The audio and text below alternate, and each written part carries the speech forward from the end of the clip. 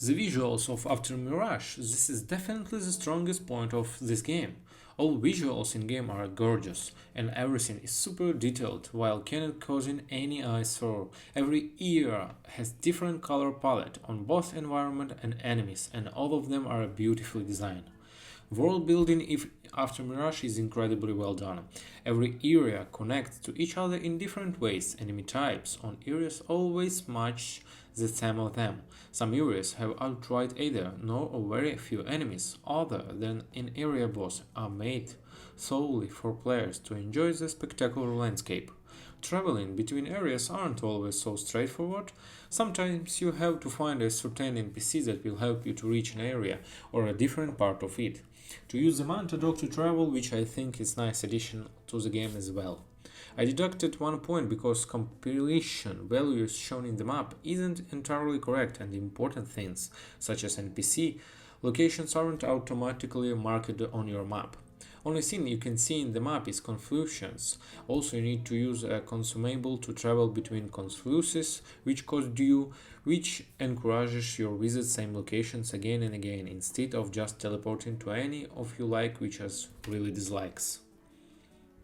So about gameplay, I think I can say that gameplay is definitely not the strongest point of After Mirage, and I have reasons that will be nothing but wall of text explaining why.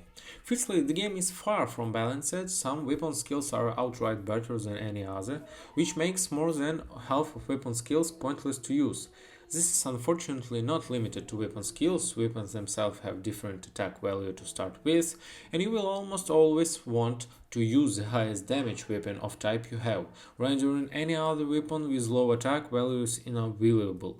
Sure, weapons have different abilities and unlocked by enhancing them, but as I said, weapons with highest damage is almost always best choice that you have. Upgrading weapons feels useless other than unlocking their special stats abilities.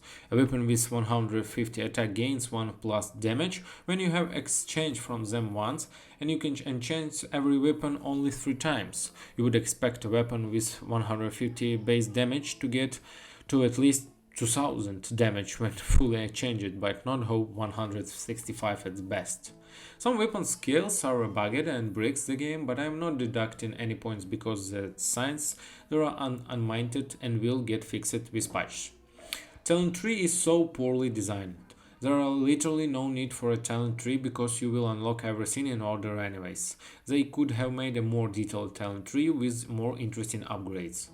Accessories are a mess. They all seem to give random stats and more of them gives negative stats along with positive ones. But negative mostly heavily outstands from positives.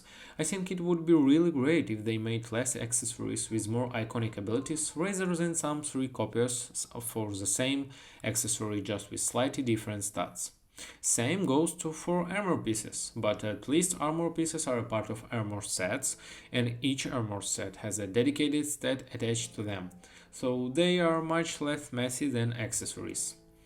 Some enemies just keep standing at the edge of small platforms and throw your projectiles. You can go on top to the platform there and it would be case you to take collision damage and get knocked back.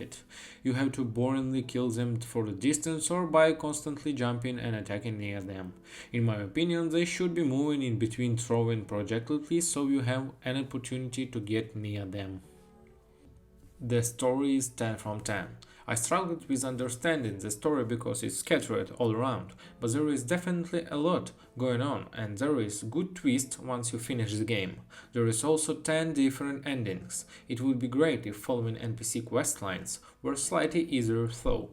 You can also interact with echoes around to gain a clue about the story in general, which is a nice addition. If you are interested in the genre, there is no way you are going to dislike After Mirage, even with all of the cons I've mentioned in gameplay section. I thank you for watching me and bye bye.